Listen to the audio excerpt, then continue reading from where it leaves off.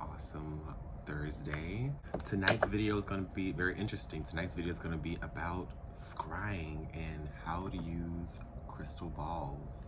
Now, scrying is a form of divination, and if you are interested in wanting to know more about how to use crystal balls, then please keep watching. Why do most witches or spiritualists use scrying in general in their practices? Well, scrying is a form of divination, and divination is looking at items to see images, but you can basically just use your natural environment around you to help you scry. And some people, like I said, use clouds. Some people may use stone walls, like just like the etchings on the walls can make out images. You can also say that also tea leaf reading is a form of divination as well, because you're visualizing, or your mind's eye is picking up on images and visions that you may see through whatever you're looking into. So at the beginning, before it was any like major tools, people used a black bowl with water, and that was used for, you know, scrying at the very beginning. But of course, other cultures around the world, you have the Aztec priest, they would use the obsidian mirrors to gain visions. You have the Egyptian priests, they will use the mirrors as well, their golden mirrors, to pick up on divinity or insight there, you know, that the divine is sending to them. So you also have the mages, you know, like one of the great mage is named John Dee, and if you don't know who that is, he was a very old time druid or mage who practiced in alchemy, and you know, he was said to use crystal balls as well for divination.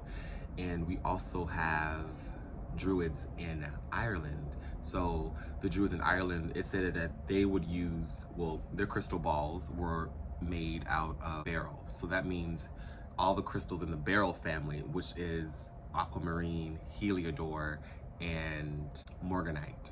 Those are the three main beryls.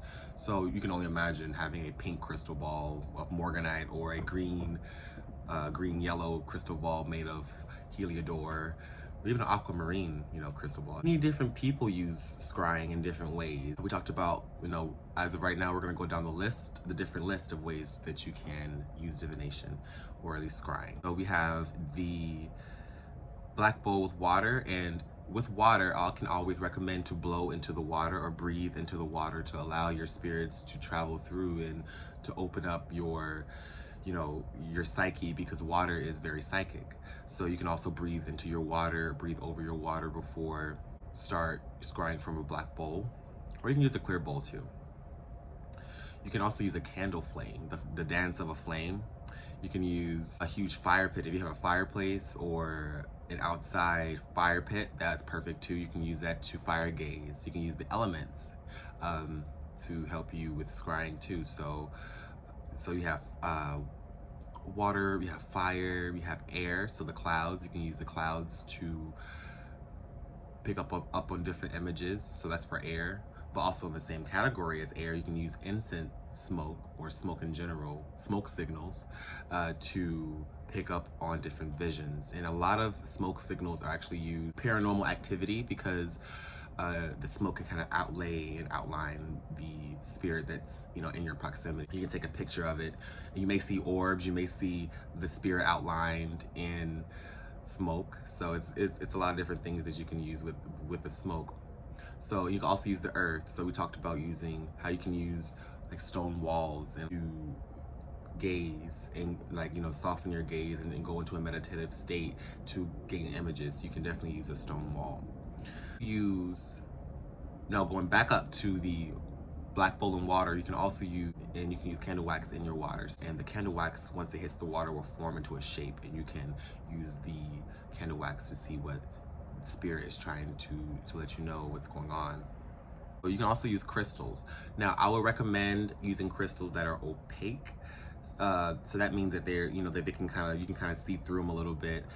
And some people scry using their thumbnail. Some people will just, buff their thumbnail, or their, if you have like a really sleek polish or fingernail polish, you can use that to scry, like to yourself, and use divination for yourself in that manner. Basically, it's just a reflective surface. We can scry from our phones, a blank screen of our phones. Some people can scry from just using their, back in the day when we had like the box TV with a very sleek front, be able to scry from your TV screen, your black TV screen. So black mirrors were used a lot within scrying. So you can get one, you can buy one. They are expensive. Obsidian mirrors are quite on the expensive side, just because cutting and polishing stones will be more expensive just because of the process of it being cut and polished. So even if you have a chunk of obsidian, if it's not already smoothed out, the surface is naturally smooth because it's a natural glass. You can probably, if you can at home, sand that part down, or I took a hammer to one of my obsidians and struck it, and it just had like a mirror type of sheen. So you can definitely do that. So we talked about black mirrors. You can also use, we talked about tea leaves as well. So tea leaf reading, if you saw Harry Potter, they were in divination class, as we're talking about divination right now, they were using tea leaves to gain vision into the future. So you can definitely use tea leaves as well. I have my notes down here too, just so you guys are wondering what I'm looking at. We'll now with the mirrors, I would say this: be very, very careful with the mirrors, because the mirrors are portals, and if you ever heard that people get lost in mirrors, be very, very careful when you're working with mirrors. If you have a cracked mirror, be very, very careful with that too. I wouldn't recommend using a cracked mirror, because spirits are still able to travel through the mirror even though it's cracked, but they won't be able to get back through it, if that makes sense. So I would definitely recommend a non-cracked mirror. And make sure your mirrors are clean too. On your altar, that is always recommended to have a mirror on your altar to reflect back negativity. Oh, and a little fun fact about crystal balls.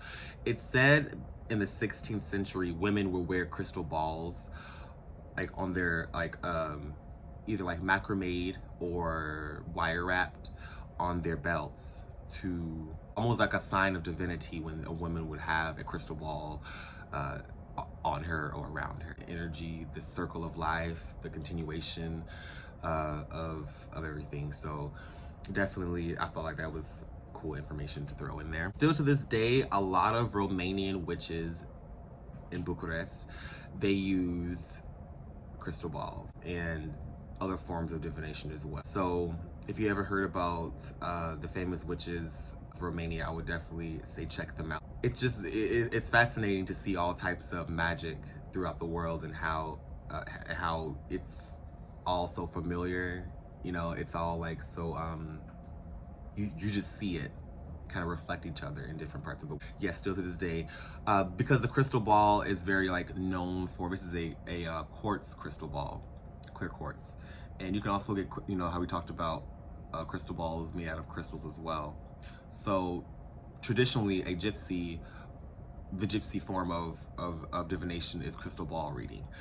And gypsy is a very, very derogatory term, but Romanian witch magic is still, to this day, they use crystal balls. There are some herbs that you can have around you to awaken your psychic ability. Mugwort, available. If you're living in the UK, I feel like it naturally grows in the wild there, so you can definitely just go out in the wild in the UK and pick some mugwort. Mugwort is also used in a lot of flying oils too, but they are dangerous. If you are looking into doing flying oils or any type of psychedelic oil, please make sure that you're reading all of the ingredients and measuring out everything, and you're safe with flying oils, because flying oils can be dangerous. So you also have mugwort. You can use mugwort in your spells. So you can put mugwort on your candle before you light it. You can anoint your candle with and bless your candle with mugwort. You can burn mugwort on a charcoal dinner. You can put a 7-day candle in a bowl of water, sprinkle that mugwort within the water, and still scry that way too, because the images of the mugwort floating around and also the candle will pick up on images. You can simplify a lot of this so it won't be I need a crystal ball, I need this. You can literally do divination off of the smallest of surfaces. I prefer bigger surfaces just because I can see them, but you know how we talked about the fingers, their thumbnail is a mirror or near poisonous, or you should be worried about that. But I will say with herbology or botany, I would say continue to make sure that you're not allergic to any of the plants before you handle. A lot of people are allergic to lavender, so be careful with that. Really, when you start to scry, it's all about softening your gaze. Start off, it's recommended to start off when you start to do divination, to start off in a dim room, so light very low. Scry, you know, and start your scrying there, but basically you're in a calm meditative state. You can cast a circle too. I will always recommend as well, before this video even ends, to make sure that you protect yourself when doing divination. Any forms of divination, tarot, crystal ball reading, if you're doing tea leaf reading, just make sure that you are protected. You have your protection on, so your protective crystals, amulets, talismans, mojo bags, all that good stuff on you before you do divination, just to make sure that you're safe before you enter the spirit world. Because spirits can mimic and they can copy voices and even their shape to fool us. So be very mindful with who you think you're talking to. In a state, you're letting your eyes soften and gaze upon the water or upon the stone. You allow whatever comes to your subconscious come. Force it. Is very just let it flow. Just let the imagery flow, whatever comes to you, and write it down. Don't forget to write it down, even your dreams too, just because you don't want your subconscious mind to dismiss what you just seen or what you feel. Make sure that you're writing down your magical practices and what you see in divination. As far as your dreams too, you can either write them down or speak them out loud. The habit, if you haven't already, into writing your dreams down, getting into the habit of writing down your visions, writing down your magic, writing down your herbs, anything that correlates with what you're working on right now. Write that stuff down, because that's going to help. It's going to help tremendously. Magical practices, because you're going to have more than one book of shadows. Recommend have fun, but be safe. That was a little entryway into divination. So there will be more videos on different forms of divination. So tarot, we talked about tea leaf reading. So there are going to be other videos coming soon that I'm going to, because I feel like this information is for everyone, and everyone is psychic to a certain degree if they allow themselves to be open to it. Sense energy. So I really hope you guys enjoyed this video on crystal balls and scrying. I hope that you guys are having an awesome February. This series of videos I'm going to be doing are just like in between videos until we get back to the crystals, and of course you guys are missing the crystal videos. But for the month of February, I want to make sure that we got all of our information out, all of our information, our topics to be talked about. And yes, make sure that you guys are leaving comments down below, and other video suggestions that we should do, because we would love to do them. I would love to do them. And if you're new, please don't forget to hit that subscribe button and hit that bell notification to know when I'm posting. Yes, if you guys have any more questions or any more concerns, please leave them in the comment section below. I am always responding. And yes, I hope you guys have an awesome rest of your night. Bye, guys.